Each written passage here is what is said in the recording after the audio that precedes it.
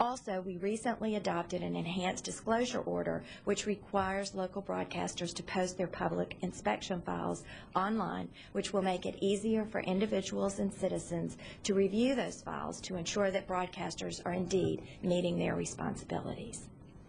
It was important to the process that we heard not only from concerned members of the public who shared personal stories of how media ownership has impacted their lives, but also from the dispassionate academics and economists who analyzed the marketplace and the data and derived findings that directed our inquiries. The studies examined various subjects, but several conclusions were reached. First, one that we all agree with, there is a staggeringly low rate of female and minority ownership in the broadcasting industry. Today, concurrently, we adopt a separate order that takes a number of positive steps to address those concerns. Secondly, according to 3 of our media studies, cross-ownership of newspaper and broadcast stations actually results in more local news.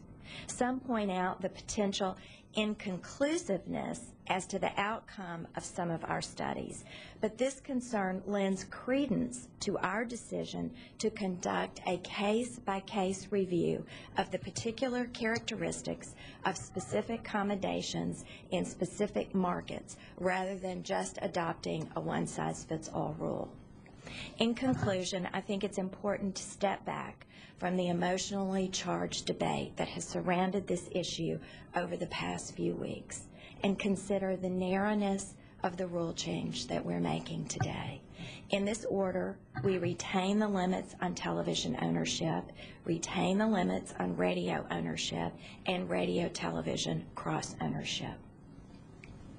We retain the newspaper broadcast cross-ownership ban except in the top 20 markets, which are our most media-rich, highly populated markets. We establish a heavy presumption against cross-ownership in markets outside those top 20. This was at the heart of the Third Circuit's decision, which affirmed the elimination of the ban wholly, upholding the Commission's conclusion that the ban undermined localism and was unnecessary to protect diversity.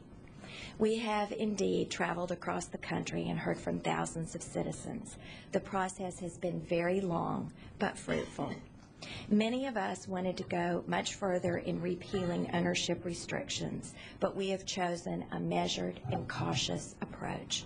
We recognize the changing dynamics of the media market, but we also give due consideration to the weight of the record that was before us. In the end, our approach is an extremely modest one, which reflects the views of citizens as well as experts gathered over the past 18 months.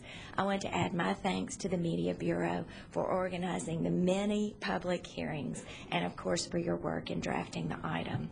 Most of all, I want to send thanks to all of you, those of you who are here, and those citizens who participated in this truly monumental process. We value your insight, and we hope you will continue to be part of the Commission's work in the future. Thank you.